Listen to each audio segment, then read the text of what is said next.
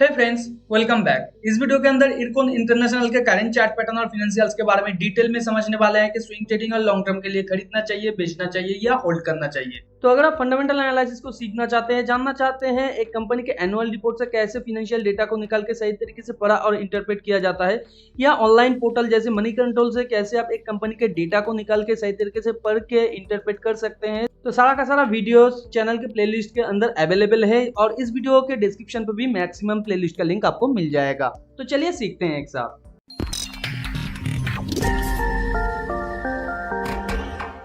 तो जैसे कि स्क्रीन पे देख पा रहे हैं, इरकॉन का ये वनडे का चार्ट है। वनडे का चार्ट में ये लगातार एक कंसोलिडेशन फेज में था या एक ट्रेडिंग रेंज के अंदर था और इस साल ही इसने ब्रेकआउट किया था और यहाँ पे पुल बैक करने के बाद फिर ये लगातार एक बुल ट्रेंड के अंदर कन्वर्ट हो गया है। एक चैनल के थ्रू मूव कर रहा था जहां पे ये 3 स्पाइक को क्रिएट किया और यहाँ पे ब्रेकआउट किया था फर्स्ट टाइम, और ब्रेकआउट के बाद ब्रेकआउट पुल बैक भी किया, मगर ये चैनल के टॉप को टच करके फिर ऊपर जाके यहाँ पे करेंटली सस्टेन कर रहा है और आज के दिन मोर देन 10% का मूव इसने क्रिएट किया है। तो अगर आपके पास कंपनी का share currently swing trading position के लिए है तो यहाँ पे किस तरीके से आपको ट्रेड को मैनेज करना चाहिए, तो यहाँ पे आप देख सकते हैं शेयर ब्रेकआउट करने के बाद ये यहाँ पे एक बुल फ्लैग की तरह काम कर रहा है, जहाँ पे ये था इसका पोल और यहाँ पे फर्स्ट लो, यहाँ पे सेकंड लो क्रिएट करने के बाद ये करेंटली ऊपर जाने की कोशिश कर रहा है और मूव भी यहाँ पे अच्छा खासा इसने लिया है। तो करंट सिचुएशन में आपके लिए जो स्टॉप लॉस बनेगा 137.70 के आसपास, जो कि आज का ये जो बुल ट्रेंड बार है इसके इमीडिएट नीचे, और यहाँ पे फर्स्ट आपके लिए जो टेक प्रॉफिट बनेगा 169.70 के आसपास जो है यहाँ पे, यानी पिछले टाइम का जो स्विंग हाई है उससे थोड़ा नीचे। और सेकंड जो यहाँ पे आपके लिए टेक प्रॉफिट बन सकता है वो आपको यहाँ पे टेल करते रहना चाहिए। किस तरीके से आप टेल करेंगे, मान लीजिए ये 169 के आसपास जाके यहाँ पे आपके फर्स्ट टेक प्रॉफिट को हिट करता है और फर्दर यहाँ पे थोड़ा सा ब्रेकआउट करने के बाद यहाँ पे कंसोलिडेट करता है और फर्दर ये ऊपर जाने की कोशिश करता है पिछले टाइम स्विंग हाई को तोड़ के, तो यहाँ से स्टॉप लॉस को लेके ये जो नया यहाँ पे स्विंग लो बनाया है इसके नीचे आप डाल देंगे और फर्दर ये जिस तरीके से ऊपर जाके नया स्विंग लो बनाएगा और प्राइस पिछले टाइम स्विंग हाई को तोड़ के ऊपर जाएगा, आप स्टॉप लॉस को इस तरीके से मूव करते जाएंगे और जहां पे भी आपको एक मेजर रिवर्सल का पैटर्न दिखे वहां पे आपको इस शेयर से निकल जाना है। और यहाँ पे 169.70 के आसपास आप अपने पोजीशन का 50 to 60% सेल कर सकते हैं और फर्दर बाकी का शेयर आप टेल कर सकते हैं। और जब ये स्विंग हाई को तोड़ के ऊपर जाके कंसोलिडेट करके फिर ऊपर जाने की कोशिश करेगा, यहाँ पे भी आप अच्छा खासा पोजीशन बना सकते हैं या अपने एग्जिस्टिंग पोजीशन के अंदर थोड़ा सा और ऐड कर सकते हैं और फर्दर इसे आप टेल कर सकते हैं। जिस तरीके से आज के दिन इसने एक बिग बुल बार क्रिएट किया है, हो सकता है अगले दिन ये और एक ऊपर डोजी बार क्रिएट करे या यहाँ पे 1 या 2 बार पुल बैक क्रिएट करे, फिर वो ऊपर जाने की कोशिश करे और अपने टारगेट को हिट कर दे और उसके बाद जिस तरीके से मैंने कहा है उस तरीके से वो ऊपर जाता जाए। और अगर इस तरीके से ये यहाँ पे भी एक पुल बैक करता है तो यहाँ से भी आपको स्टॉप लॉस को लेके ये जो स्विंग लो है इसके नीचे डाल देना है। करंट सिचुएशन में अगर आप नया पोजीशन यहाँ पे क्रिएट करना चाहते हैं तो आप क्रिएट कर सकते हैं, मगर यहाँ पे आपका जो स्टॉप लॉस रहेगा 137.70 के आसपास और आपका जो फर्स्ट टारगेट वो 169.70 के आसपास। तो यहाँ पे आप अपने पोजीशन का 70 to 80% ले सकते हैं, यानी अगर आप 10 शेयर यहाँ पे खरीद सकते थे तो यहाँ पे आप 7 के आसपास या 6 के आसपास अपने शेयर खरीद सकते हैं और फर्दर यहाँ पे जब ये ब्रेकआउट करके यहाँ पे कंसोलिडेट करके फिर ऊपर जाने की कोशिश करेगा,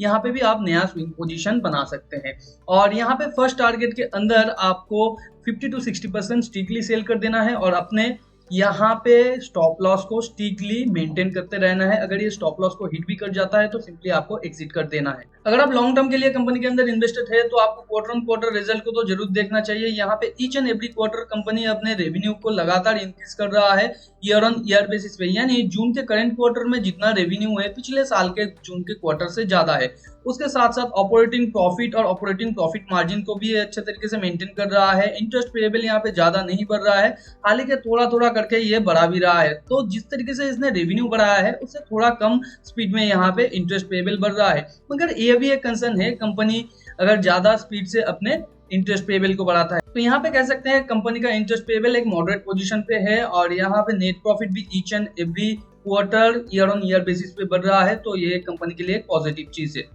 ईयर ऑन ईयर रिजल्ट के अंदर आप देख सकते हैं रेवेन्यू लगातार ये इंक्रीज कर रहा है। हाल ही के बीच में थोड़ा सा गिर गया था, मगर 1-2 ईयर में तो गिरता ही है किसी भी कंपनी का शेयर। और यहाँ पे ऑपरेटिंग प्रॉफिट तो कंपनी का बढ़ रहा है, मगर यहाँ पे ऑपरेटिंग प्रॉफिट मार्जिन थोड़ा सा गिर रहा है। तो ये कंपनी के लिए एक मेजर कंसर्न है, क्योंकि ऑपरेटिंग प्रॉफिट मार्जिन गिर रहा है। कंपनी को अगर फ्यूचर में अच्छे तरीके से शेयर प्राइस पाना है मार्केट में, तो यहाँ पे ऑपरेटिंग प्रॉफिट मार्जिन को भी इसे मेंटेन करना चाहिए। और यहाँ पे इंटरेस्ट पेएबल भी कंपनी लगातार बढ़ा रहा है, पिछले 2 सालों में मोर देन 100% के हिसाब से इसने बढ़ाया है, तो ये और एक मेजर कंसर्न है। और यहाँ पे नेट प्रॉफिट भी कंपनी अच्छे तरीके से बढ़ा रहा है, तो यहाँ पे ये और एक अच्छा चीज है। कंपनी का आरओई भी अच्छे तरीके से कंपनी बढ़ाने की कोशिश कर रहा है। हालांकि बीच के 1-2 ईयर में ये गिर गया था, मगर करेंटली ये और भी इसे अच्छा खासा करने की कोशिश कर रहा है। और यहाँ पे डेट टू इक्विटी भी कंपनी अच्छे तरीके से कम कर पा रहा है। हालांकि रिसेंट 2 ईयर्स में इसका इंटरेस्ट पेएबल थोड़ा सा बढ़ गया था, आपने देखा होगा, तो इसलिए यहाँ पे डेट टू इक्विटी भी यहाँ पे बढ़ गया है।